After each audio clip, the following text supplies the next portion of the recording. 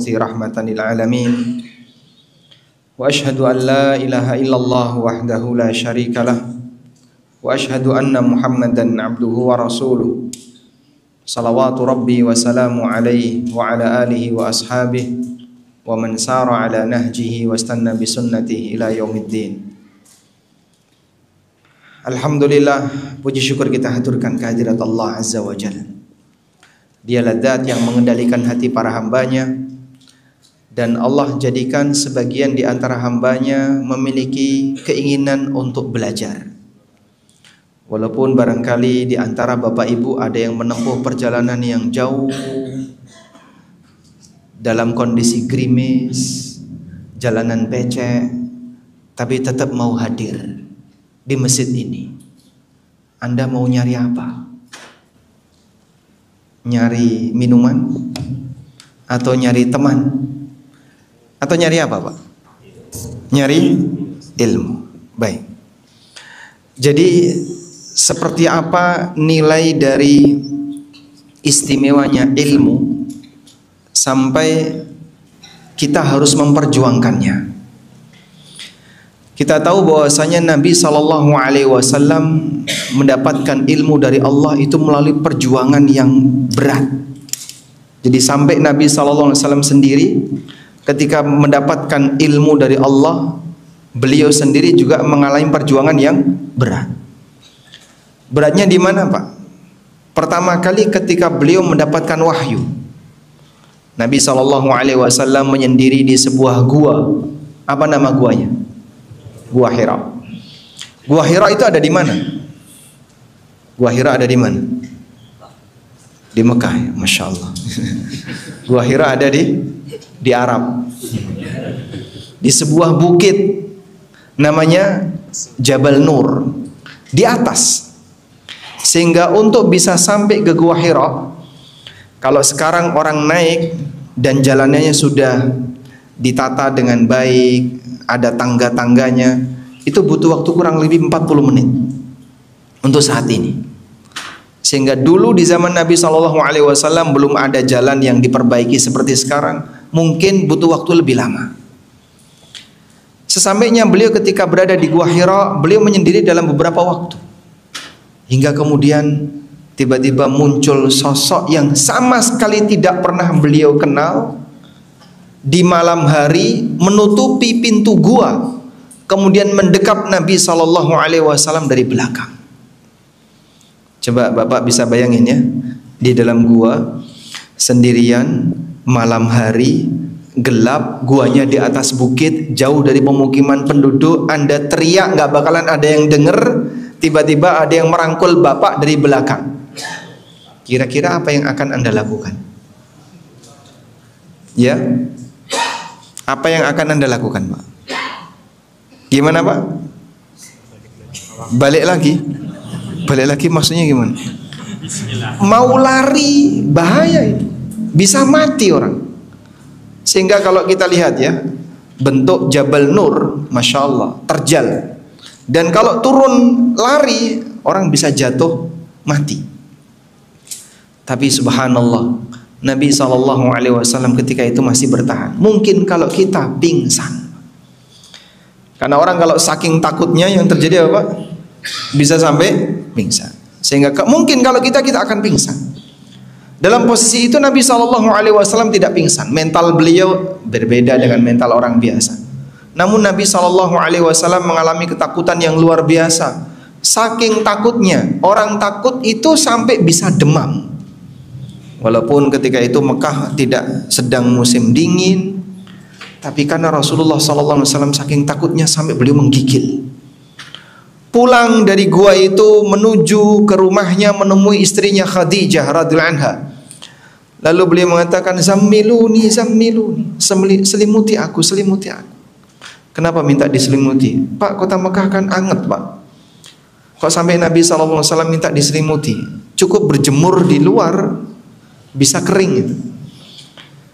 Tapi beliau minta diselimuti karena demam. Zammiluni, zammiluni, selimuti aku. Dalam posisi beliau demam karena ketakutan. Itulah beratnya manusia ketika menerima ilmu. Jadi memang ini sesuatu yang layak untuk kita perjuangkan, sehingga dengan mendapatkan ilmu yang bermanfaat kita akan mendapatkan kebaikan yang banyak. Allah Subhanahu wa taala mengatakan, yu'til hikmata may yasha wa may yu'tal hikmata faqad utiya khairan katsira. Allah memberikan hikmah kepada siapa saja yang Dia kehendaki, dan siapa yang diberi hikmah, hikmah yang dimaksud di sini adalah al-ilmu, faqad utiya khairan katsira, berarti dia diberi anugerah yang besar, kebaikan yang banyak. Selanjutnya Bapak Ibu yang dimuliakan Allah Subhanahu wa taala, di kesempatan kali ini kita mau bahas tentang konsep rizki. Ada apa di balik rizki yang selama ini kita rasakan dan selama ini kita nikmati? Bahkan mungkin banyak di antara kita yang sama sekali tidak mensyukurinya. Padahal sebenarnya ini bagian dari anugerah Allah Subhanahu wa taala bagi para hambanya agar mereka bisa bertahan hidup di dunia. Jamaah dimuliakan Allah, kita sebagai makhluk Allah diperintahkan oleh Allah untuk beribadah kepadanya. Dan itulah tujuan kita diciptakan. Wa ma khalaqtul jinna wal insa illa liya'budun. Tidaklah aku ciptakan jin dan manusia kecuali agar mereka beribadah kepadaku. Lalu agar manusia bisa menjalankan tugas ini, Allah kasih mereka kelengkapan berupa fasilitas hidup. Fasilitas hidup itulah rizki. Mereka dikasih makanan, mereka dikasih pakaian, mereka dikasih tempat tinggal, mereka dikasih fasilitas untuk hidup. Sehingga manusia bisa beribadah kepada Allah Subhanahu wa taala di muka bumi ketika mereka diberi fasilitas hidup oleh Allah Subhanahu wa taala. Dan yang diberi fasilitas hidup oleh Allah tidak hanya manusia. Siapapun makhluk yang bernyawa diberi oleh Allah rizki. Sebagaimana yang ditetapkan oleh Allah dalam Al-Qur'an, "Wa ma min dabbatin fil ardi illa 'alallahi rizquha." Tidak ada satupun makhluk di muka bumi ini yang bergerak kecuali Allah yang menjamin jatah rizkinya. Baik, berarti di sini ada dua yang perlu kita pahami. Ada tugas yang merupakan tujuan utama kita diciptakan, dan ada fasilitas agar manusia bisa menjalankan tugas. Maka pertanyaannya, ketika kita hidup sampai usia sekarang, mana yang lebih banyak Bapak lakukan? Menjalankan tugas ibadah atau mencari fasilitas hidup? Mana yang lebih banyak kita cari, Pak? Menjalankan ibadah yang merupakan tujuan kita diciptakan, atau lebih banyak mencari fasilitas hidup? Yang mana? Yang mana, Pak? Nomor 2. Berarti kan orang ini salah fungsi. Tujuan kamu itu bukan mencari fasilitas hidup, tapi tujuan kamu adalah bagaimana kau menjalankan fungsi kau diciptakan, beribadah kepada Allah. Tapi kenyataannya manusia salah orientasi. Yang dia kejar justru mencari fasilitas hidup, sementara dia melupakan yang pertama, yang merupakan tujuan utama dia diciptakan. Sehingga dalam waktu 24 jam yang diberikan oleh Allah Subhanahu wa taala, kalau kita hitung lebih banyak aktivitas dunia atau aktivitas orientasi akhirat? Kita semuanya sepakat lebih banyak dunia.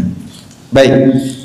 Oleh karena itulah di sini kita perlu paham ya tentang bagaimana konsep rezeki itu, agar setidaknya kita bisa mengatur aktivitas kita, mengolah suasana batin kita sehingga bisa lebih tepat dalam menyikapi harta dan dunia. Baik. Sekarang kita awali yang pertama. Yang pertama, bahwa setiap makhluk baik yang berakal maupun yang tidak berakal, rizkinya telah dijamin oleh Allah. Wah, kalau kayak gini kita juga paham, Pak. Iya, memang kita paham. Tapi kenyataannya praktek kita lebih banyak bertentangan dengan apa yang kita pahami. Saya ulang ya, konsep rizki dalam Islam yang pertama, bahwa setiap makhluk baik yang berakal maupun yang tidak berakal, jatah rizkinya telah ditetapkan oleh Allah. Sebagaimana Allah tegaskan dalam Al-Quran, wa ma min dabbatin fil ardi illa 'alallahi rizquha. Tidak ada satupun makhluk yang bergerak di muka bumi ini kecuali Allah yang menjamin jatah rizkinya. Baik. Sehingga jangankan manusia yang diperintahkan untuk ibadah, binatang yang tidak berakal saja Allah Subhanahu wa taala telah menjamin jatah rizkinya. Oleh karena itu, pemahaman manusia akan hal ini, dia memahami bahwasanya jatah ini tidak akan bertambah dan tidak akan berkurang. Sebab yang namanya jatah itu pasti ditakar. Yang namanya jatah, dia pasti ditakar. Kamu diberi jatah berarti telah diberi takaran senilai tertentu, yang itu tidak akan bertambah dan tidak akan berkurang, dan juga tidak akan pindah ke tempat orang lain. Maka ada ungkapan, sesuatu yang sudah ditakar tidak akan tertukar. Cuman kenyataannya terkadang orang kalau sudah paham seperti ini sulit untuk mengaplikasikan dalam perbuatan sehari-hari, sehingga dia kejar itu dunia sampai mohon maaf meninggalkan kewajiban yang paling asasi. Saking sibuknya dengan kegiatan mencari dunia sampai rajumatan. Wonten boten Pak? Ada nggak? Ada, banyak. Saking sibuknya ngejar dunia sampai tidak sholat, ada banyak. Mohon maaf, saking sibuknya di sawah sampai sholat asar ditunda. Masya Allah. Jam berapa azan asar di sini? Ya? Jam berapa azan asar di sini? Enggak, saya dengar jam 4:30. Sampai sebagian orang yang ketika datang pertama kali, jam 4:30 kok ke azan asar ya? Sing keliru takmirin apa pripun? Oh Pak, ini kan wilayah pertanian Pak, sehingga banyak masyarakat di sini petani. Terus nunggu jamaahnya pulang dari sawah baru azan asar. Maksudnya gimana itu? Apa waktu asar kita geser aja itu? Jika waktu asar kalau dalam definisi fikih gimana? Ketika tinggi atau panjang bayangan sama dengan tinggi benda.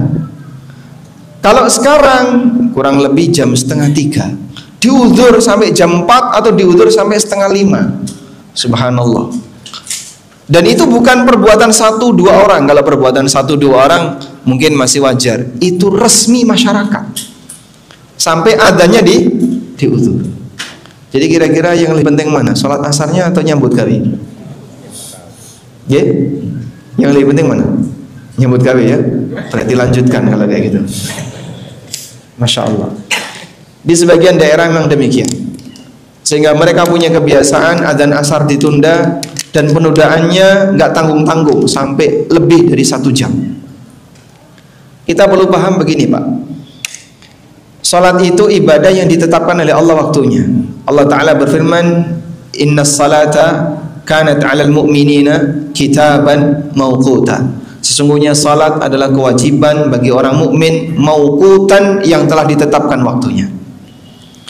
Sehingga yang menetapkan waktu Allah. Lalu waktu asar itu ada 2. Ada yang disebut dengan waktu ikhtiyari, ada yang disebut dengan waktu daruri. Bedanya apa itu Pak? Waktu ikhtiyari adalah waktu di mana orang boleh milih. Anda mau kerjakan di awal, jadi misalnya rentang waktu ikhtiyari 1 jam.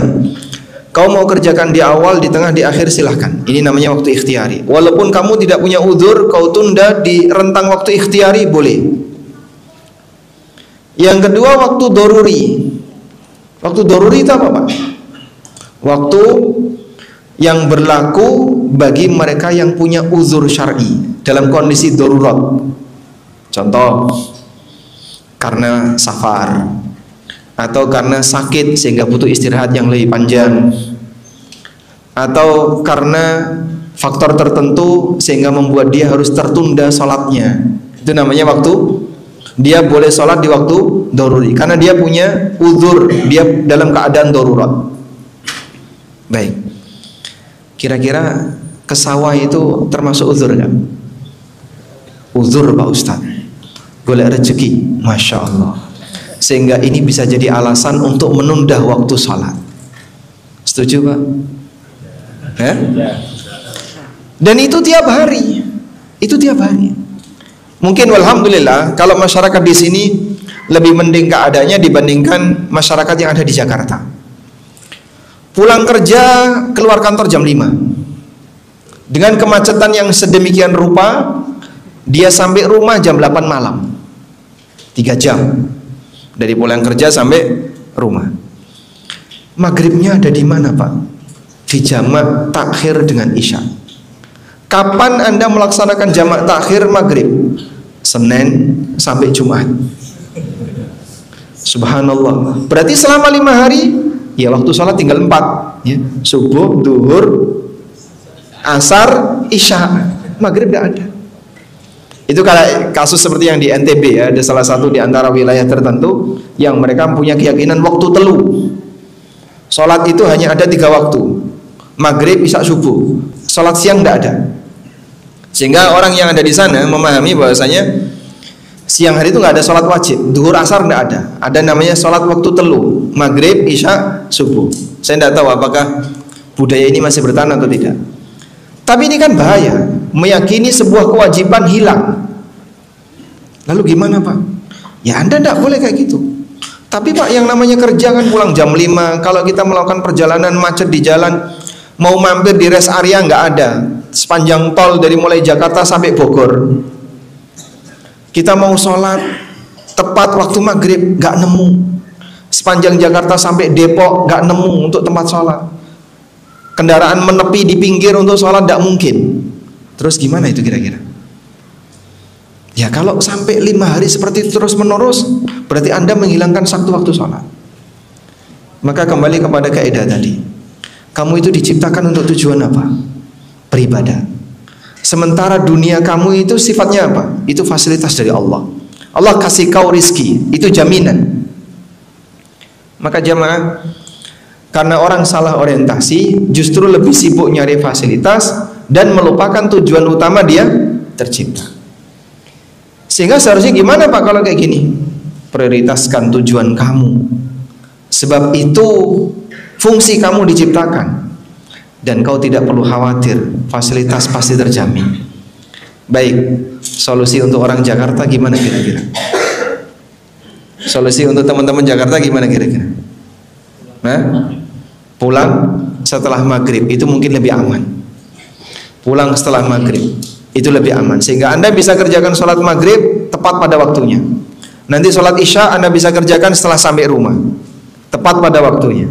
Baik, yang kedua sekarang, solusi untuk orang Banjarnegara yang adanya ditunda itu kira-kira gimana? Jual tanahnya. Dijual tanahnya, Masya Allah. Dijual tanahnya ganti orang yang ngelola sama aja. Jadi kira-kira solusinya gimana? Oke? Solusinya berat nggak kira-kira kalau pas asar pulang? Nanggung? Nanggung kenapa? Ya pulang dulu nanti balik lagi ke sawah. Itu kira-kira butuh waktu berapa? Jadi sawah ke rumah balik lagi ke sawah 10 jam. Jadi ini hanya masalah dia lebih prioritas yang mana. Seharusnya lebih mementingkan yang mana. Kalau piyambake sadar kudune sing awake dhewe diciptakan oleh Allah itu menghamba kepada Allah. Pak, boleh nggak Pak sholat di sawah? Monggo, silakan sholat di sawah. Mungkin Anda bisa berjamaah dengan teman-teman kanan kirinya yang tetangga sawah, sehingga tidak harus pulang ke rumahnya atau ke masjid yang ada di kampungnya. Silahkan kalau mau sholat di sawah, tapi tepat waktu. Kalau pakai waktu doruri, kira-kira neneng sawah darurat buatan? Darurat Pak istilah. Masya Allah. Kalau darurat kok bendino? Kenapa darurat seumur hidup setiap hari? Darurat itu kan kondisi yang sifatnya insidental, sesekali, sekali, 2 kali, karena ada faktor tertentu. Tapi kalau sampai tiap hari dan itu nggak pernah putus kayak gitu dari mulai pertama kali dia kerja sampai dia pensiun jadi petani. Yang kayak gini tidak boleh. Ini namanya menggeser waktu sholat. Kalau di rentang waktu ikhtiari mungkin masih ditoleransi, tapi kalau sampai waktu doruri ini tidak boleh. Kenapa masuk waktu doruri tidak boleh? Orang yang tidak punya uzur dalam keadaan dia longgar secara sengaja menunda sholat di waktu doruri, dia berdosa walaupun sholatnya sah. Maka waktu sholat asar itu definisinya bukan dari mulai masuk waktu asar sampai maghrib, tapi ada dua, ada waktu ikhtiari dan ada waktu doruri. Kalau jenengan punya udzur di waktu doruri silahkan. Kalau tidak punya udzur milih waktu doruri, Nabi SAW pernah ngasih peringatan. Beliau pernah bersabda dalam hadis riwayat Muslim, tilka salatul munafik, tilka salatul munafik, tilka salatul munafik. Kaya ngono lho salate wong munafik. Kaya ngono salate wong munafik. Ya jelisu yarkubu syamsa. Mau lunggah-lungguh ngenteni matahari tenggelam. Kalau bahasa kita lunggah-lungguh ndelok jam. Gosek. Ngosak, gosek, ngosak, gosek. Gitu? Hatta idza gharaba baina qarnai syaitan. Sampai ketika matahari mau tenggelam di antara dua tanduk setan, naqara arba'an, dia mematuk 4 kali, la yadhkurunallaha illa qalila, enggak ingat Allah kecuali hanya sebentar. Sehingga begitu mepet mau maghrib ke sholat, itu pun cepat. Digambarkan Nabi sallallahu alaihi wasallam dengan apa? Kayak ini pitik nyucuk, seperti ayam yang mematuk 4 kali karena rukuk dan sujudnya terlalu cepat. Disebut oleh Nabi sallallahu alaihi wasallam salatul munafik, salate wong munafik. Senengane ditunda-tunda sampai ketika matahari mau tenggelam barulah dia salat. Nah, muncul pertanyaan, terus waktu doruri itu yang batasannya apa, Pak? Antara waktu ikhtiari dengan waktu doruri. Para ulama menjelaskan batasan waktu ikhtiari adalah dari mulai masuk waktu asar, bayangan benda sepanjang apa? Tingginya, sampai matahari kuning. Karena kalau matahari di awal asar itu masih terasa panas, masih putih. Nah, ketika sudah mulai semburat kuning sampai merah tenggelam, ini waktu doruri. Sehingga kalau belum kuning, matahari masih putih, ini Anda masih di waktu ikhtiari. Makanya kalau nunda-nunda tadi ya, asarnya ditunda, ya ojo kebablasan. Maghrib jam 5:30, adzan asar 4:30, kira-kira sudah masuk waktu doruri belum? Sudah masuk belum? Mungkin sudah masuk. Maka yang kayak gini barangkali perlu diluruskan, okay? Nyuwun pangapunten, mungkin ini akan sedikit bersinggungan dengan kebiasaan yang berlaku di masyarakat, terutama masyarakat yang dominan mereka adalah petani, tapi posisi sholat digeser. Alhamdulillah budaya ini tidak menyebar ke seluruh Nusantara. Saya jumpai ini 1 di Banjarnegara, 2 di Banjarnegara, di Wonosobo, gitu, Purwokerto, gitu, Magelang, Cilacap ada juga, Cilacap. Alhamdulillah wong Jogja tidak terpengaruh. Ya mudah-mudahan ini nggak sampai ke Jogja. Ya kalaupun mau geser, ya geser jangan terlalu jauh, misalnya cuma setengah jam, itu masih di waktu ikhtiari. Kalau 1 jam insya Allah masih di waktu ikhtiari. Cuman ini perlu untuk kerjasama, sehingga sampaikan kepada masyarakat. Timbangannya sholatnya diudzur, adanya sampai diudzur dan seterusnya. Monggo lebih baik ini aja, kita sholat tepat waktu, bar sholat langsung balik ke sawah. Ya kan lebih nyaman, sehingga tidak ada beban.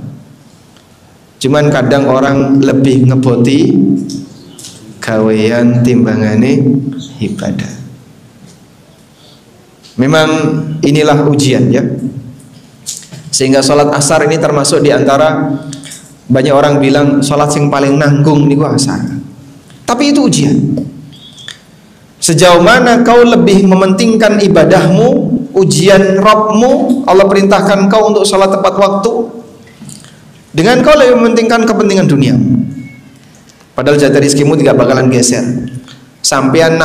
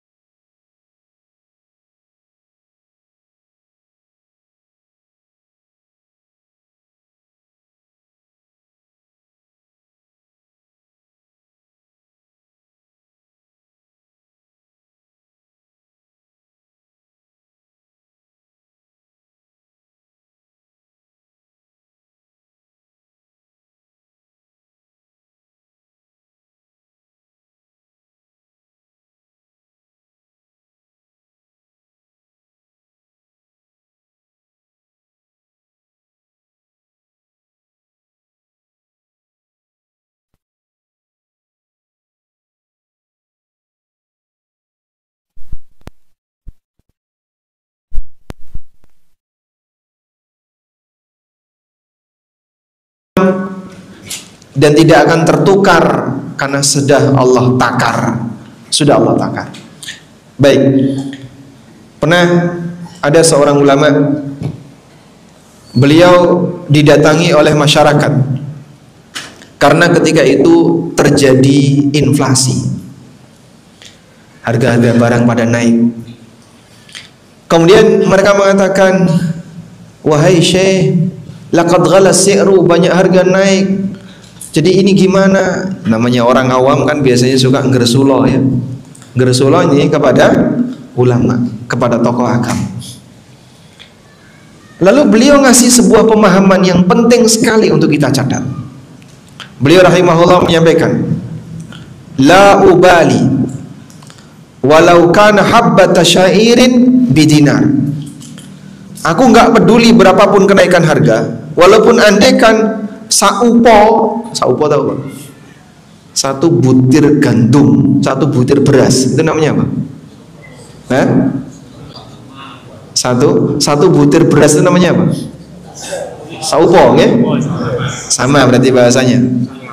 Saklas. Walaupun saklas, satu butir beras harganya 1 dinar. 1 dinar itu sekarang kurang lebih 8 juta. Aku nggak peduli berapapun kenaikan harga. Andaikan beras 1 biji itu harganya 1 dinar, aku nggak peduli. Jadi sampean mangan sak puluhan itu ratusan juta. Aku nggak peduli. Alayya an a'budahu kama amarani. Kewajibanku adalah beribadah kepada Allah sebagaimana yang Allah perintahkan untukku. Wa alaihi ayyarzuqani kama wa'adani. Dan Allah menjamin rizkiku sebagaimana yang Dia janjikan. Sebab Allah Subhanahu wa taala berfirman dalam Al-Qur'an, "Wa'mur ahlaka bis salati wastabir 'alaiha La nas'aluka rizqa, nahnu narzuquka. Bersabarlah, perintahkan keturunanmu, keluargamu untuk menjaga salat. Wastabir 'alaiha, dan bersabarlah untuk menjaga salat. La nas'aluka rizqa, Allah mengatakan, aku tidak minta rizki darimu. Nahnu narzuquka, aku yang memberi rizki kepadamu. Sehingga ulama ini mengatakan, aku nggak peduli dengan aneka harga barang yang naik-naik itu. Kewajibanku adalah beribadah kepadanya sebagaimana yang Dia perintahkan untukku, dan Allah menjanjikanku akan memberikan aku rizki sebagaimana yang Dia tetapkan untukku. Subhanallah. Jadi kayak gitu cara meyakini rizki sudah ditetapkan. Artinya wes rasa ngoyo-ngoyo, iki ono kewajiban ayo dilakoni. Kamu meninggalkan kamu meninggalkan pekerjaan karena melaksanakan kewajiban, nggak bakalan mengurangi jatah rizkimu. Awakmu ngoyo sampai meninggalkan kewajiban juga nggak bakalan menambah rizki, karena semuanya sudah ditetapkan. Selanjutnya, konsep yang kedua, tidak ada satupun jiwa yang mati kecuali dia telah menikmati semua jatah rizkinya. Tidak ada satupun jiwa yang mati kecuali dia telah menikmati semua jatah rizkinya. Nabi SAW pernah menyampaikan sebuah pesan. Beliau bersabda, Inna ruhal kudus nafatha fi raw'i. Saat temene Roh Kudus niku sinten, Pak? Malaikat Jibril alaihissalam. Sesungguhnya Roh Kudus membisikkan dalam batinku, innahu lan tamuta nafsun hatta tastawfiya rizqaha wa tastakmila ajalaha. Tidak ada satupun jiwa yang mati kecuali dia telah menikmati semua jatah rizkinya dan telah digenapkan jatah umurnya, telah digenapkan ajalnya. Wa in abta'a anha, meskipun bisa jadi datangnya agak terlambat. Sebab Allah Subhanahu wa taala memberikan rezeki kepada hambanya itu tidak langsung sekaligus bleng dadi siji, tapi diberikan oleh Allah secara gimana? Bertahap, saide sesuai dengan apa yang dibutuhkan oleh hamba. Sehingga Nabi SAW menyebutkan wa in abta'a anha, bisa jadi rezeki itu datangnya agak terlambat.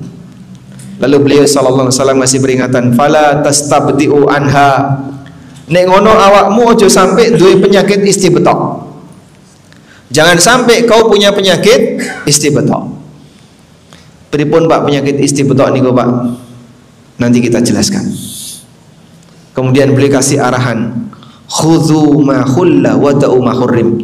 Ambil yang dihalalkan, tinggalkan yang diharamkan. Ini hadis yang beliau sampaikan. Baik.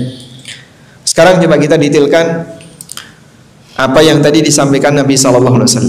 Beliau mengatakan tidak ada satupun jiwa yang mati kecuali apa tadi? Dia telah menikmati semua jatah rezekinya dan telah memenuhi semua jatah umurnya. Maka tidak ada orang yang ajalnya dia percepat atau dia tunda walaupun sesaat. Fa idza jaa ajaluhum fala yastakhiruna sa'atan wala yastaqdimun. Menungso niku nek ajale wis teko ora bakalan iso dipercepat walaupun sesaat atau ditunda walaupun sesaat. Kalau sudah datang ajalnya tidak bisa dipercepat atau ditunda sesaat. Lho Pak, jarene wong niki nek duwe jimat matine angel. Aku duwe tangga kaya ngene iki Pak. Ora mati-mati. Melbu rumah sakit padahal awake wis ra kuat apa-apa nggih.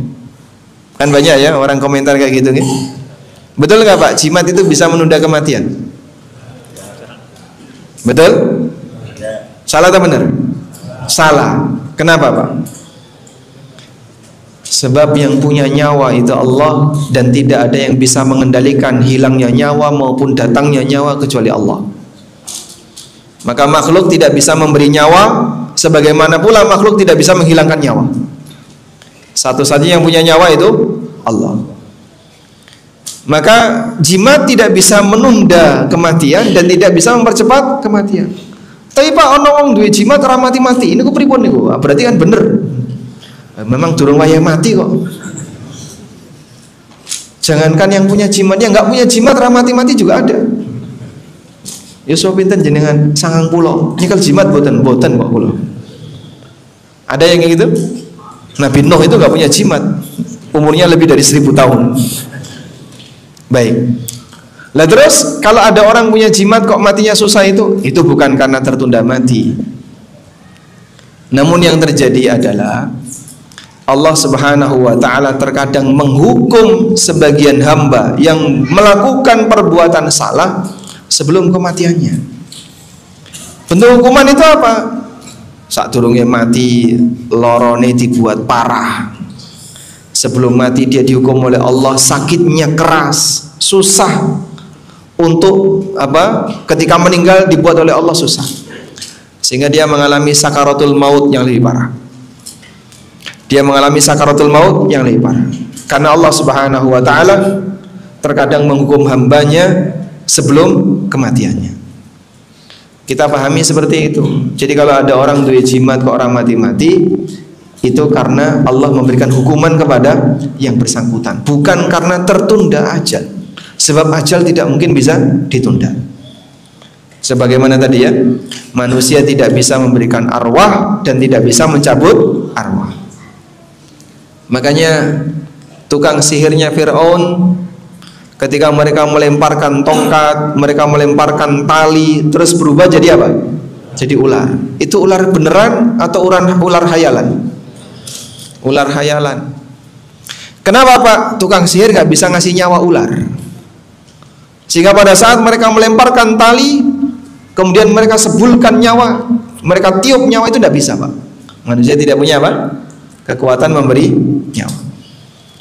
Karena itu Allah nyatakan dalam Al-Quran, yukhayyalu alaihim, dihayalkan seolah-olah itu adalah ular. Dalam ayat yang lain Allah Subhanahu wa taala mengatakan, sahiru a'yunan nas wastarhabuhum. Tukang sihirnya Firaun itu menyihir pandangan mata manusia dan membuat mereka takut. Masya Allah. Adik nyari siapa? Coba nyari siapa nih? Nah, bapaknya hadir di kajian ini atau jangan-jangan di rumah? Kasihan, Masya Allah. Coba dicari di luar, ulangan di luar. Baik. Kita lanjut ya. Jadi tukang sihir Firaun gimana? Tidak bisa ngasih nyawa. Sehingga pada waktu mereka mengubah tali tongkat jadi ular, yang terjadi apa Pak? Yang disihir itu pandangan mata manusia. Seolah-olah yang terlihat itu ular, padahal aslinya tetap tali. Karena sihir tidak bisa ngasih nyawa. Makanya kalau misalnya Bapak Ibu bangun tidur kok tiba-tiba di dindingnya penuh dengan ular ya, dan Anda yakini itu sihir, ketika Anda sentuh tetap dinding, tapi ngentup ya Pak, wah berarti ular beneran itu. Maka perlu hati-hati juga. Baik, kita lanjutkan. Dalam kondisi inilah kita perlu menyadari bahwa arwah manusia ada di tangan Allah. Tidak bisa dipercepat, tidak bisa ditunda. Nggak ada istilah kalau orang pakai jimat berarti matinya bisa ditunda, tidak ada. Adanya adalah Allah kasih hukuman kepada dia menjelang kematiannya, sebelum nanti dia bisa mendapatkan hukuman yang lebih parah setelah itu. Selanjutnya, rizki hamba juga akan dipenuhi oleh Allah ketika dia mati. Maka tidak ada istilah jatah rizki ketinggalan, itu tidak ada. Belum dinikmati kok mati, itu tidak ada. Pasti ketika dia mati, dia sudah menikmati semuanya. Bapak Ibu yang kami hormati, ada banyak sekali cerita tentang ini, dan saya mendapatkan cerita itu dari banyak sumber. Cerita pertama pernah disampaikan dalam sebuah ceramah ya. Ada seorang syekh bercerita, ada orang yang kecemplung sumur. Orang kecemplung sumur, ketika begitu masuk ke dalam sumur kan beliau teriak, langsung diselamatkan oleh warga setempat, kemudian diangkat. Alhamdulillah selamat. Begitu sudah berada di permukaan sumur, dia dikasih minum. Setelah dia tenang, dia disuruh cerita. Mau ki ceritane piye? Kok kowe iso kecemplung sumur? Tiba-tiba dia langsung berdiri. Tadi itu begini, saya jalan dari sini, kemudian saya lewat sini, kemudian saya melipir-melipir sini, nyemplung sumur lagi yang kedua. Mati. Kecemplung yang kedua ini dia mati. Diselamatkan lagi sama warga, tapi dia sudah mati. Subhanallah. Kecemplung sumur pertama dia belum mati. Ada satu jatah rizki yang belum dia nikmati. Apa tadi, Pak? Ini nggak ketinggalan. Air minum ini nggak ketinggalan. Sehingga kalau memang ini adalah jatah rizki dia, pasti akan dia nikmati sebelum dia mati. Karena tidak ada istilah jatah rezeki yang ketinggalan sebelum dinikmati, tidak ada. Cerita yang kedua, ada bapak-bapak yang sudah lama bolak-balik masuk rumah sakit, bahkan sempat koma, nggak sadarkan diri. Tiba-tiba di satu hari tertentu beliau itu sehat, bahkan pihak rumah sakit sudah mau mengizinkan untuk pulang. Datang Isya, kita dengarkan adzan Isya dulu ya. Wassallallahu ala nabiyyina Muhammadin wa ala alihi wa sahbihi wasallam.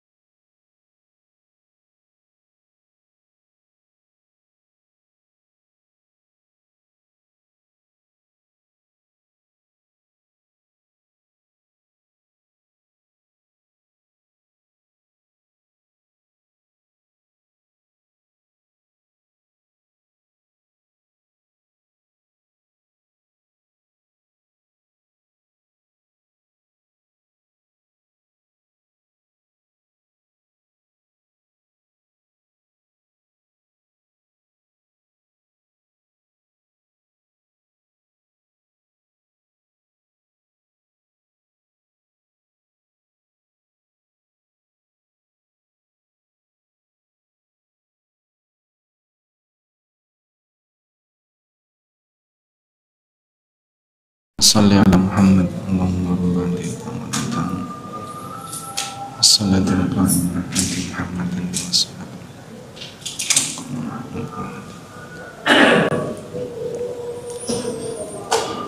Alhamdulillah wassalatu wassalamu ala Rasulillah wa ala alihi wa sahbihi wa mawalah wa ashhadu an la ilaha illallah wahdahu la syarikalah wa ashhadu anna Muhammadan abduhu wa rasuluh. Nah, cerita yang terakhir sampai mana, Pak? Sudah tahu lanjutannya belum? Sudah ya? Berarti nggak usah ya? Perlu dilengkapi nggak? Baik, yang nyemplung sumur tadi sudah selesai ceritanya ya. Ini ganti orang. Kali ini nggak nyemplung sumur, tapi ada di rumah sakit. Jadi setelah beliau sempat koma, kemudian sadar, terus tiba-tiba sehat. Sampai akhirnya pihak rumah sakit sudah mengizinkan untuk pulang. Tapi waktu itu ditunggu dulu. Kemudian beliau ingin makan. Dia ingin makan.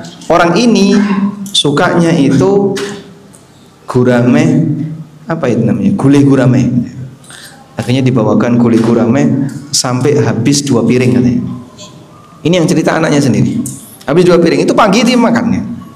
Pagi dia makan, habis 2 piring. Malamnya koma, mati. Setelah dia makan 2 piring tadi, sudah, terus bisa istirahat. Malamnya koma lagi, kemudian yang bersangkutan meninggal dunia. Masya Allah. Saya ketika dapat cerita itu dari anaknya langsung, itulah contoh. Jatah rizki, gurame itu tidak akan ketinggalan. Sehingga apa yang disukai oleh orang ini diberikan oleh Allah Subhanahu wa taala menjelang wafatnya. Hanya selisih sekian jam sebelum yang bersangkutan meninggal, dia makan lahap sampai habis 2 piring. Yang biasanya susah makan hingga hanya bisa mengandalkan infus, tapi kali ini tiba-tiba dia banyak makan. Itulah contoh orang tidak akan mati sebelum jatah rizkinya dia nikmati.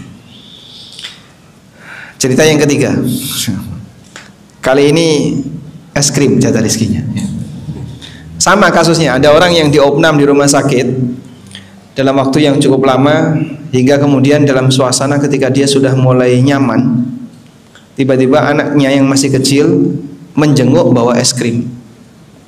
Lalu bapaknya minta, boleh nggak saya ngicipi? Dikasih es krim. Setelah dinikmati, mati. Kira-kira kalau kita gimana, Pak? Hah? Sing disalahnya sinten? Yang disalahkan siapa? Oh, gara-gara kamu bawa es krim, bapakmu kasih es krim, kamu meracuni bapakmu. Masya Allah. Bukan, anak ini pembawa jatah rizki terakhir yang menjadi jatah ayahnya sebelum yang bersangkutan mati. Sehingga ketika yang bersangkutan sudah menikmati es krim itu, Allah takdirkan dia mati. Gak ada istilah gara-gara es krim dia mati ya. Itulah jatah rizki terakhir dia. Maka sekali lagi, tidak ada orang yang mati kecuali dia telah menikmati semua jatah rizkinya. Selanjutnya, Nabi SAW kasih peringatan. Wa in abta'a anha, walaupun bisa jadi jatah rizki itu datangnya agak seret, sehingga waktu orangnya masih muda, rizkinya dibikin oleh Allah Subhanahu wa taala sedikit-sedikit. Kemudian menjelang tua dikasih oleh Allah dalam jumlah banyak. Pak, katanya jatah rizki itu sudah ditetapkan.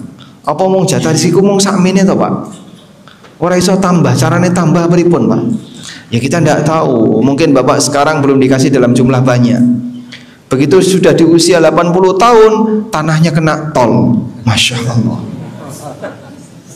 Langsung kaya mendadak. Sehingga beliau mungkin ketika bekerja sebagai buruh tani, garap sawahnya, pendapatan per bulan hanya kurang lebih 1 juta, 1.200.000, kurang lebih segitu dari hasil panen padi.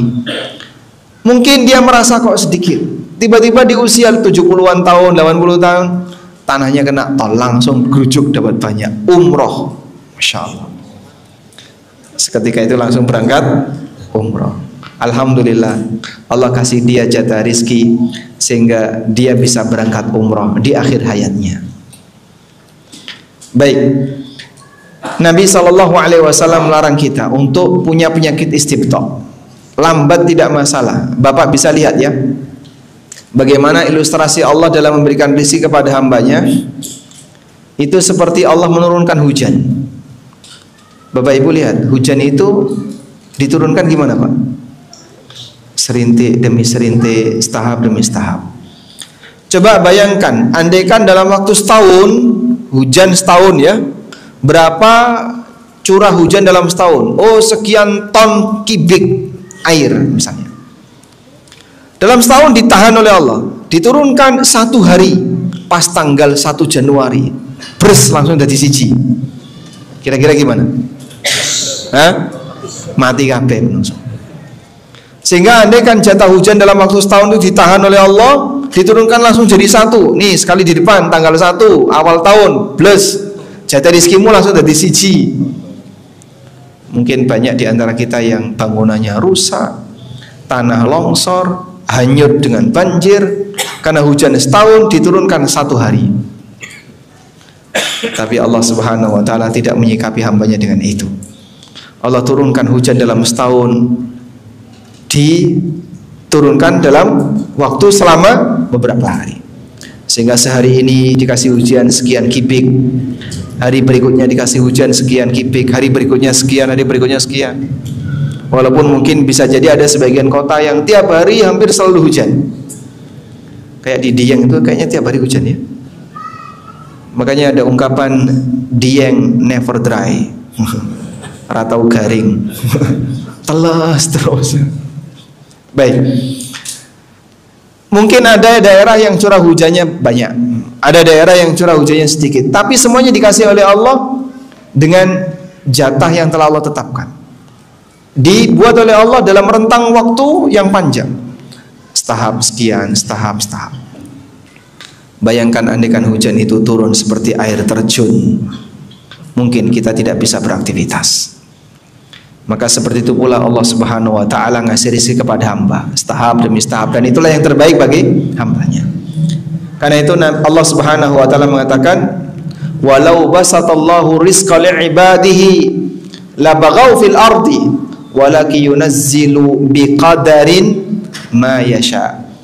Andaikan Allah lapangkan rezeki kepada hambanya seluas-luasnya, labaghaw fil ardi, tentu mereka akan bersikap melampaui batas di muka bumi.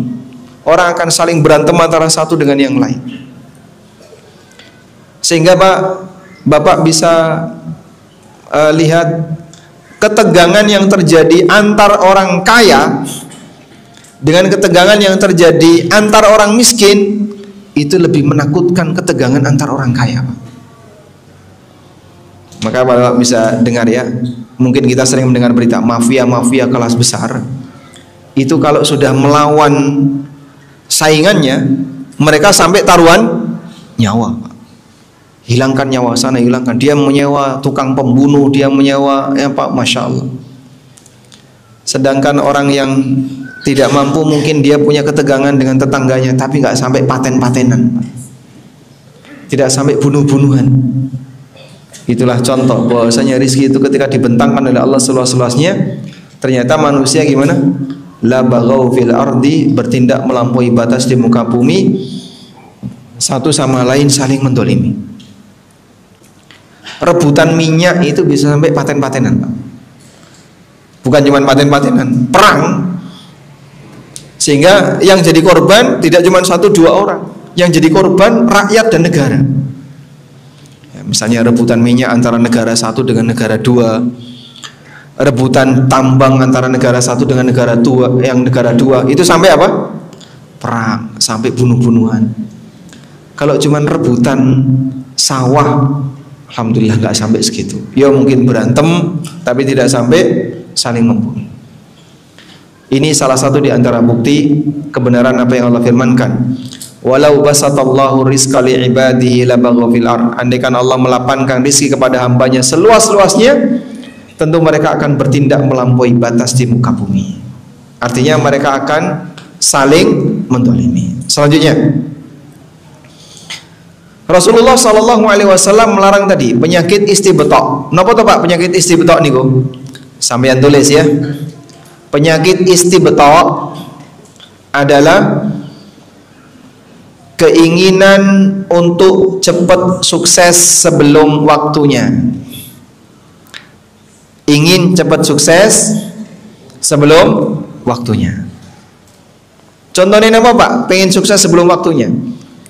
Banyak sekali di sekitar kita. Misal, nyuwun sewu, ada orang pengen punya rumah,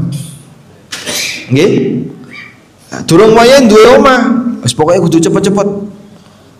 Karena bapak selalu tanya, kapan kowe gitu ku omah? Umurmu wis sakmene kok sik durung duwe omah, mosok terus nebeng terus karo wong tuamu. Isane mau ngontrak.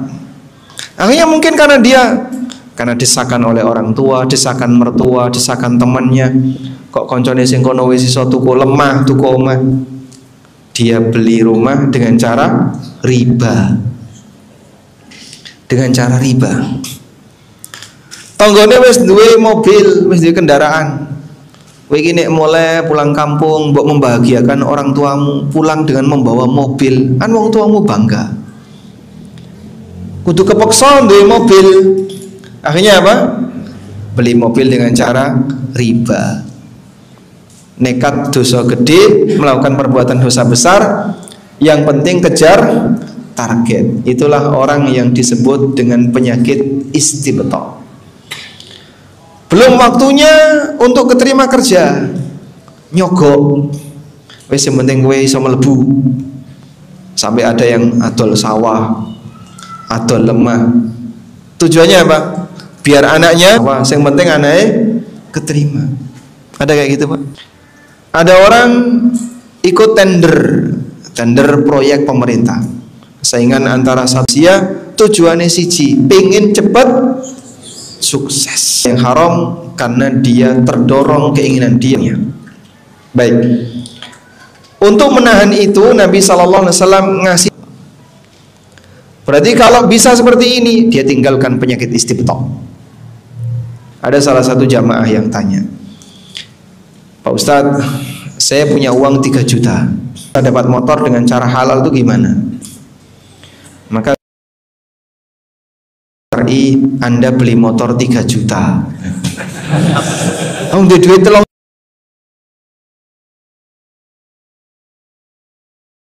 Wadah, banyak. Sehingga silahkan kau menjangan. Pengen sing dhuwur, durung wayahe pengen munggah, akhirnya gayoh-gayoh kejugrukan. Nah itulah bahayanya kalau orang ini gaya hidup. Duit seberapapun akan cukup untuk hidup, tapi gaya hidup.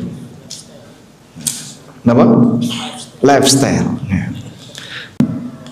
Sehingga kau tidak perlu harus jadi orang itu sampai nabrak aturan. Sebaiknya bapak mundur, karena kalau aturan bapak tabrak. Ada sebuah hadis dari sahabat Abdullah bin Syekh, alhaakumut takatsur. Berhenti karena apa? Karena tadabbur. Terkadang orang yaqulu ibnu Adam mali mali, kebanggaan dia karena dia sudah bisa mengumpulkan aneka harta. Baik. Sehingga ini orang dia selalu mengatakan ini hartaku, ini hartaku. Lalu kata Nabi sallallahu alaihi wasallam, wa hal laka min malika ya bunat, ya. Satu, ma akal, sedangkan apa yang kau simpan belum tentu jadi jatah rizkimu. Mbah karepe apa? Tapi kalimat itu benar. Ada orang yang memiliki tapi dia nggak menikmati. Sebab kenikmatan dunia ini dibuat oleh Allah terbatas. Terbatas dengan apa Pak? Dengan banyak faktor. Contohnya Pak, yang pertama, Allah Subhanahu wa Ta'ala jadikan manusia punya pantangan, sehingga dia memiliki tapi dia tidak bisa menikmati. Ada nggak orang yang pantangan makanan Pak? Banyak sekali. Apalagi di zaman sekarang, sing zaman dhisik penyakitnya ra tau dikenal, tiba-tiba muncul zaman sekarang. Apa to jenenge penyakitnya? Iku lho Pak, penyakit asam aurat. Kok ono asam aurat to Mas? Orang dia nggak bisa menikmati. Pak, sampean itu banyak pantangan Pak. Niki kolesterol, jenengan kolesterolnya dhuwur. Yang ini gula Pak, Bapak gulanya dhuwur.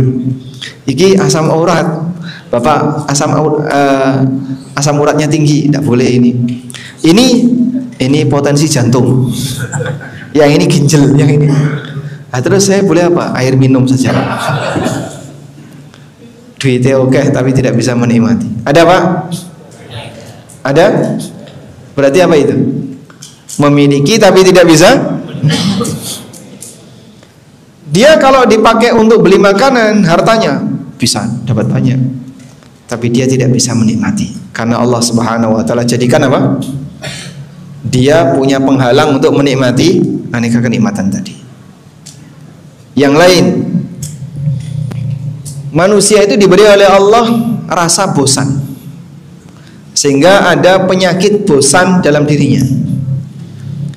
Maka awal mulanya dia menikmati apa? Mereka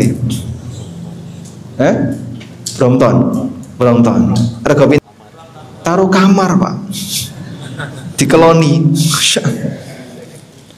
Terus dia pakai keliling-keliling, lama-lama gimana? Bosan. Begitu bosan digantung di tembok.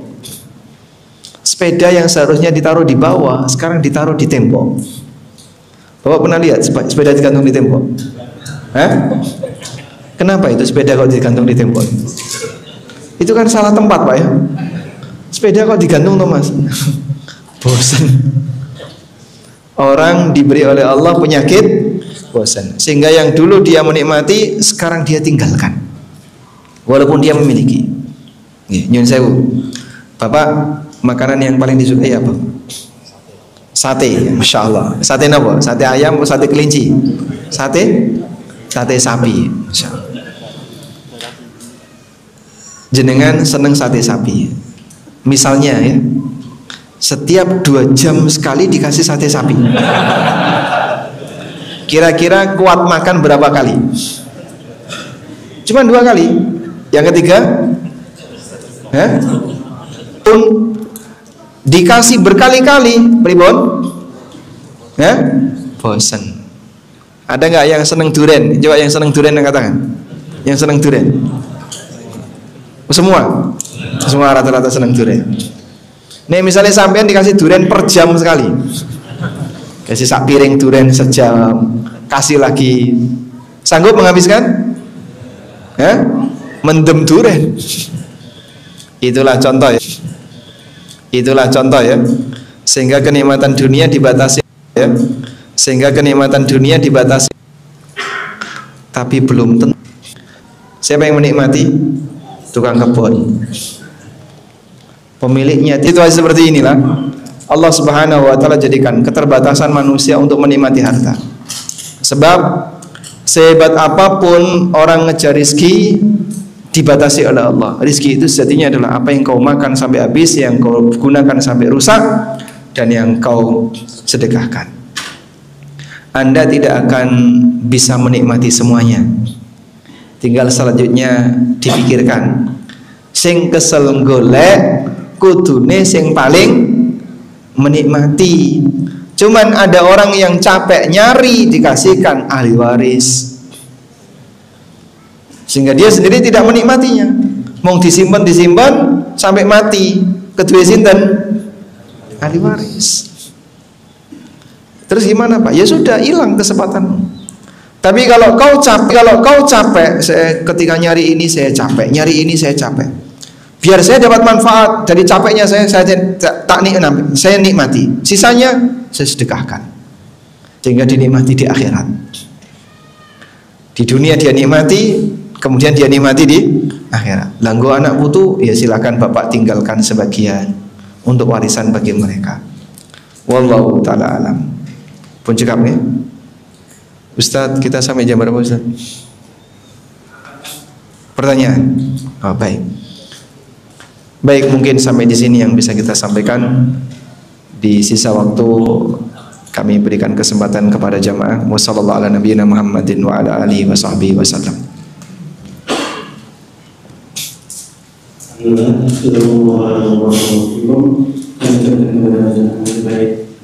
SDPA Alhamdulillah atas senada itu yang telah dilakukan.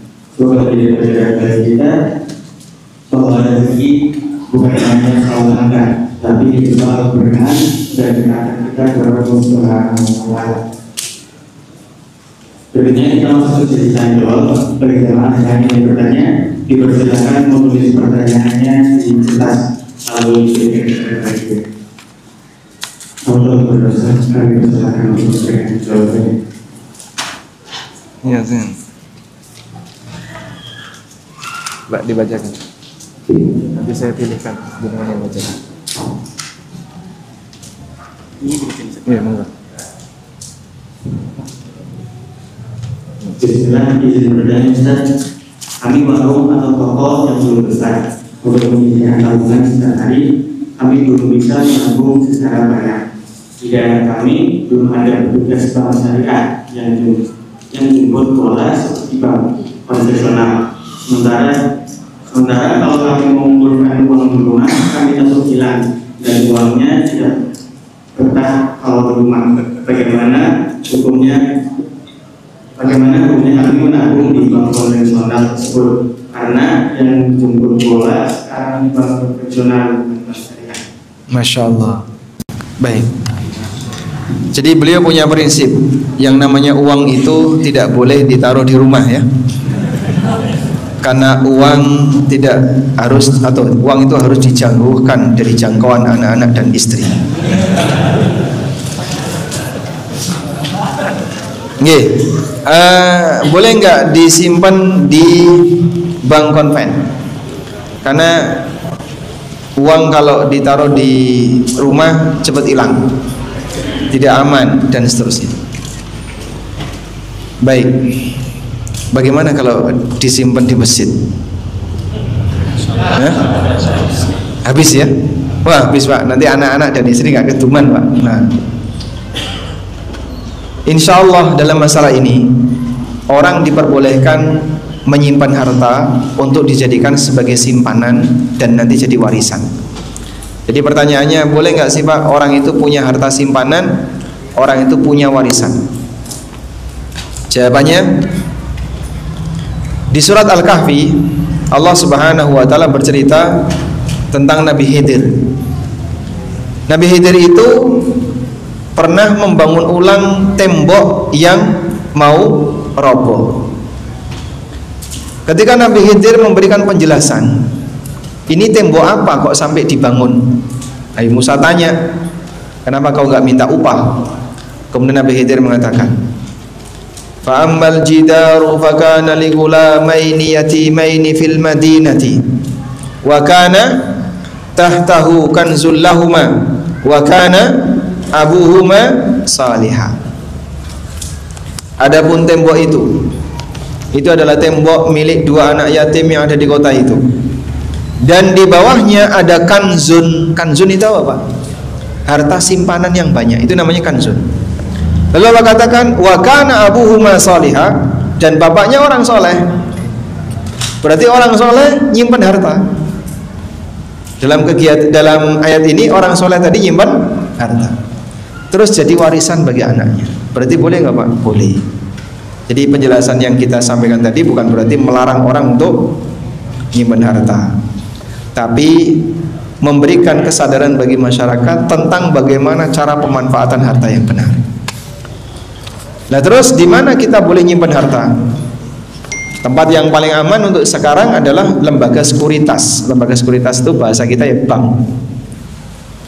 Bagaimana kalau tidak ada bank syariah?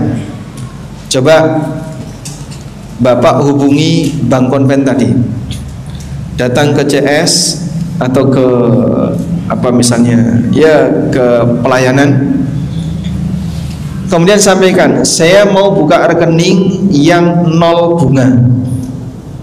Karena terkadang ada kebijakan sebagian bank BUMN yang membolehkan bagi nasabah untuk membuka rekening 0 bunga. sehingga nanti rekening Bapak tersimpan di situ tapi tidak ada bunganya. Dan itu di dunia perbankan ada yang membolehkan. Kalau bisa seperti itu bagus. Sehingga Anda tidak perlu bank syariah, tapi Anda bisa ke bank konven tadi, namun 0% bunga. Kalau nggak ada Pak, kalau nggak ada, wallahu alam, insyaallah diperbolehkan dalam keadaan darurat. Apa sisi daruratnya? Untuk keamanan harta. Untuk keamanan harta. Dan ini pernah difatwakan oleh Syekh Abdul Aziz bin Baz rahimahullah sebelum ada bank syariah. Wallahu a'lam.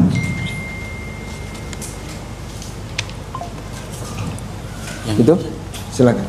Nanti selanjutnya. Assalamualaikum Ustadz, jika rezeki sudah ditakar sampai kita mati, bagaimana implementasi dari Quran Surat At-Tolak sebagian ayat 3 dan 2? Apakah rezeki yang tidak disangka-sangka itu juga termasuk rezeki yang sudah ditakar? Saya juga pernah mendengar ada hadis yang menjelaskan bahwa istighfar juga bisa mendatangkan rezeki yang tidak disangka-sangka. Rezeki yang dimaksud di sini memang sudah ditakar atau merupakan rezeki tambahan? Jazakumullah khairan. Baik. Saya mau tanya, apa saja cara untuk mencari rezeki? 1. Kerja. 2. Nikah. 3. Silaturahim. 4. Istighfar. 5. Sedekah. 6. Bertakwa. Tawakal. Ini semuanya ada dalilnya. Ini bisa mendatangkan rezeki, ini bisa mendatangkan rezeki. Maka kalau pemahaman kita, kerja itu untuk mencari rezeki, takwa juga untuk mencari rezeki, doa juga untuk bisa mencari rezeki. Sebab ikhtiar manusia kita ada dua, ada ikhtiar kauni, ada ikhtiar syar'i. Ikhtiar kauni itu apa? Dia melakukan sebab untuk mendapatkan akibat. Itu ikhtiar kauni. Kalau ikhtiar syar'i, dia melakukan perbuatan yang dinyatakan oleh syariat bisa mendapatkan akibat. Sebagai contoh ya, kalau bapak sakit, apa yang akan bapak lakukan? Berobat. Bisa nggak bapak obati penyakit bapak tanpa harus berobat? Bisa. Caranya gimana? Ruqyah misalnya. Sehingga kita berobat pakai ruqyah, bukan berobat pakai obat. Berobat yang tidak. Ini ikhtiar, ini juga ikhtiar. Maka pemahaman kaum muslimin, ikhtiar itu tidak hanya terbatas ikhtiar duniawi, tidak hanya terbatas ikhtiar duniawi, ada juga ikhtiar syar'i. Nah, seperti yang disebutkan di surat Al-Baqarah, wa may yattaqillaha yaj'al lahu makhraja wa yarzuqhu min haitsu la yahtasib. Siapa yang bertakwa kepada Allah, Allah akan berikan dia jalan keluar dan Allah akan kasih dia rezeki dari arah yang tidak diduga. Maka takwa salah satu cara untuk bisa mendapatkan rezeki. Nikah, Allah Subhanahu wa taala berfirman, wa aqimul ayyama minkum was-salihina min ibadikum wa imanikum iyakunu fuqara'a yughnihimullahu min fadlihi. Nikahkanlah para budak laki dan perempuan kalian yang dia sudah layak untuk menikah. Kalau mereka dalam kondisi fakir, Allah berikan kekayaan dari karunia. Allah kasih kehidupan. Sehingga Allah kasih janji, siapa yang nikah diberi kecukupan. Ibnu Mas'ud mengatakan, iltamisu ar-rizqa biz-zawaj. Iltamisu al-ghina biz-zawaj. Carilah kecukupan dengan cara nikah. Dan yang lain tentang silaturahmi, Nabi sallallahu alaihi wasallam mengatakan, man sarrahu an yusarrahu bi rizqi wa yus'alahu fi athari falyasir rahmah. Siapa yang ingin rezeki dilapangkan dan umurnya ditambah, lakukan silaturahmi. Kok bisa Pak? Kan ada sudah diterapkan. Dan berikan beberapa yang tidak ada rezeki, ini juga ada rezeki. Maka orang bisa berupaya untuk mendapatkan rezeki dari doa, berbudi, dan seterusnya. Tapi itu semuanya tidak mubah takdir. Itu semuanya tidak mubah. Terus apa gunanya kita hanya rezeki? Kalau jatah rezeki kita sudah ditentukan, karena kamu tidak tahu jatah rezekimu, maka takdir tidak rezeki. Itu Kecuali kalau sampai melihat nomor mahfud, oh jatah rezekimu tak ini. Kalau kamu tahu jatah rezekimu, silakan kerja kerja. Karena kamu tidak tahu jatah rezekimu, carilah sebab untuk menjemput. Bisa dijawab? Assalamualaikum Ustaz, apakah bunga tabungan di bank boleh dipinjamkan ke saudara untuk modal dagang? Syukron jazakumullah khairan. Untuk modal dagang. Untuk modal dagang. Apakah bunga di bank boleh dipinjamkan untuk modal dagang? Bunga di bank tidak dipinjamkan, tapi dikeluarkan. Dikeluarkan kemana Pak? Untuk kegiatan fasilitas umum, misalnya perbaikan sekolah, perbaikan jalan, atau dikasihkan fakir miskin. Tapi kalau dimodalkan ke orang lain, keliru. Seharusnya kalau dimodalkan ke orang lain, pakai uang pribadi, jangan pakai uang Pak.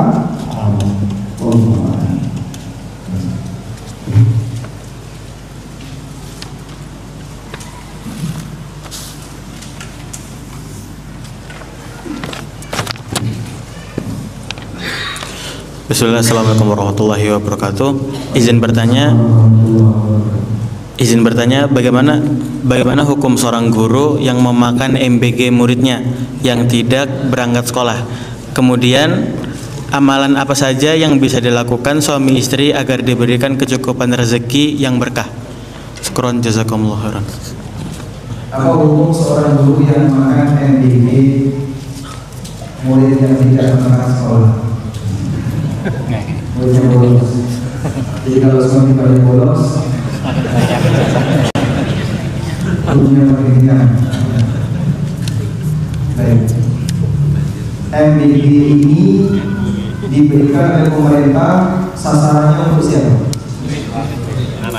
Siswa, bukan guru. Bukan guru. Siswa, hanya siswa. Berarti guru kan tidak benar. Ya, karena dia tidak termasuk sasaran yang ditetapkan dalam peraturan. Pertanyaannya, boleh nggak guru yang tidak berani ini ikut menikmati? Karena sisa. Kalau sisa, seharusnya ini kayak dalam ya. Semua yang datang dari negara, kemudian ketika dimanfaatkan sisa, harus kembali ke. Cuma dapur MBG tidak akan mau terima ketika sisa makanan dikembalikan. Mereka mintanya jatahnya siap, ya sudah dikasih siap. Mau sisa mau tidak sisa siap. Baik. Sehingga kalau ada sisa, sisa 10, tidak siap, kembali mereka nanti apa? Oh iya. Nah kita sebagai penerima seharusnya dihabiskan kemana? Pertama sesuai sasaran, yaitu siswa. Yang kedua, jika masih ada sisa, kembalikan ke negara. Tidak bisa kembali ke negara. Bisa nggak kamu jual? Tidak bisa, kamu mau beli.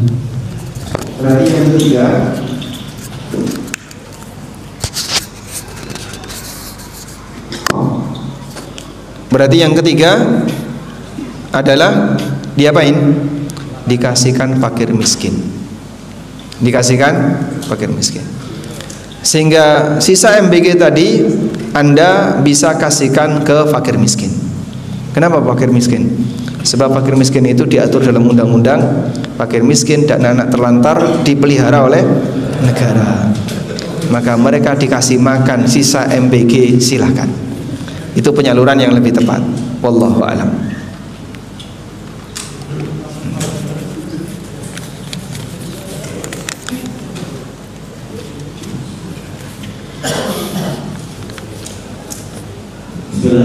Seorang karyawan bekerja pada perusahaan yang susah dibaca, lewati saja.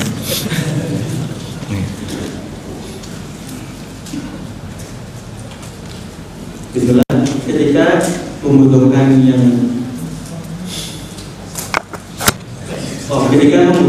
besar materi atau uang untuk biaya modal anak atau kayak SPP dan baru sampai lewat jatuh tempo belum bisa bayar, apakah yang harus saya lakukan selain tetap berusaha dan tawakal? Butuh uang untuk bayar SPP tapi nggak bisa memenuhi, sudah jatuh tempo tetap belum bisa bayar. apa yang harus dilakukan selain sabar dan tawakal serta berusaha. Baik, kalau Bapak sudah serius untuk bekerja, mengupayakan sebisa mungkin untuk mendapatkan harta demi memenuhi kebutuhan nafkah keluarga, termasuk diantaranya adalah kewajiban bayar SPP anak Anda yang tinggal di pondok, tapi tetap kurang Pak Ustadz, maka yang Anda lakukan adalah terus terang saja kepada pihak pondok, sehingga jangan ada yang ditutup-tutupi. Pak, saya saestu niki terus terang, saya serius ya, ini saya sudah berusaha semaksimal mungkin, tapi saya cuma dapat sekian. Maka pilihannya minta penundaan, atau barangkali ada keringanan, atau mungkin ada zakat yang bisa digunakan untuk menutupi kewajiban SPP tadi. Tiga ini. Sebab posisi Anda sebagai orang miskin, punya pendapatan tapi nggak cukup, itu orang miskin. Karena nggak cukup, maka Anda berhak dapat zakat. Sehingga mungkin orang tua bisa nyari ke amil zakat, lembaga-lembaga zakat. Pak, saya seperti ini keadaannya, jujur Pak seperti ini, saya boleh nggak minta zakat? Dia berhak untuk dikasih jika memang yang bersangkutan betul-betul miskin. Ya alhamdulillah, kalau kemudian amil zakat tadi mau memenuhi, insya Allah bisa dipakai untuk nutupi. Dan metode ini yang kami gunakan untuk penyelesaian SPP nunggak di sekolah kami. Cuman kadang ada wali santri yang kurang kooperatif. Kurang kooperatif gimana Pak? Dia nggak mau jujur, nggak mau terbuka. Mohon maaf, kadang dia salah prioritas, sehingga lebih mending dipakai A daripada dipakai bayari sekolah anaknya. Lah ini kan dia titipkan anaknya di pondok, makan di pondok, tapi dia nggak mau biayai. Dia lebih baik gunakan yang lain. Ketika dia diminta, ini Pak ada bantuan zakat, tapi syaratnya Bapak statusnya harus orang miskin, bukan karena sengaja nunda bayar SPP, tapi memang dia nggak mampu untuk bayar. Bisa nggak Bapak buat pernyataan kalau Bapak memang orang miskin? Kalau perlu dikasih lampiran surat keterangan dari RT.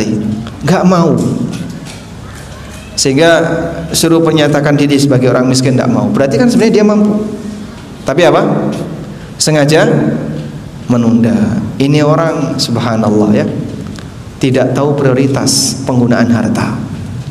Makanya kalau emang jujur nggak mampu, terus terang saja kepada pihak sekolah. Sampai pada titik tertentu, sekolah tetap memberikan tekanan. Ya coba Anda cari lembaga-lembaga zakat yang bisa membantu Anda untuk nutupi kekurangan biaya SPP tadi. Wallahu a'lam. Nah, seorang karyawan bekerja pada perusahaan yang hasilnya dari vendor, bentuknya kerjasama operasional atau KSO. Karyawan mendapat gaji dari perusahaan. Setiap tahun vendor memberikan insentif kepada karyawan, tetapi tanpa sepengetahuan perusahaan. nah. Apakah insentifnya boleh diterima atau bagaimana hukumnya insentif tersebut? Baik, paham insyaallah Pak ya. Ada perusahaan A, dia punya karyawan namanya Pak Ijo. Nah, ada perusahaan B. Nah, Pak Ijo ini diminta kerja di perusahaan B dan dia digaji oleh perusahaan A. Saat Pak Ijo kerja di perusahaan B, Pak Ijo dikasih insentif oleh perusahaan B, padahal dia sudah digaji oleh perusahaan A. Dan insentif ini dia nggak memberitahu kepada perusahaan A. Tidak boleh. Seperti ini tidak boleh. Sebagai contoh ya, ada aparatur pemerintah, dia digaji oleh negara, ditugaskan di lembaga swasta. Kamu saya tugaskan di lembaga swasta ini, dan yang gaji negara. Lembaga swasta ini bayarnya ke negara, lalu negara gaji ke aparat pemerintah tadi. Lembaga swasta ini ngasih tips atau insentif kepada aparatur negara tadi, boleh nggak diterima? Tidak boleh, karena memang dia kerjanya itu dan dia gajinya dari negara, bukan dari lembaga swasta tadi. Kalau perusahaan swasta, PTA dan PTB tadi, si karyawan Pak Ijo ini tinggal bilang aja, wahai A, saya dikasih bonus di sini, boleh nggak saya terima? Kalau PT A ini setuju, boleh, halal. Maka harus terus terang. Tapi kalau meneng-menengan, sembunyi-sembunyi, langsung melebu saku, ngilang, nah kayak gini tidak boleh. Sebab dia sudah digaji oleh siapa? Perusahaan tempat dia kerja. Wallahu a'lam. Cukup, ya? Nah, ada lagi?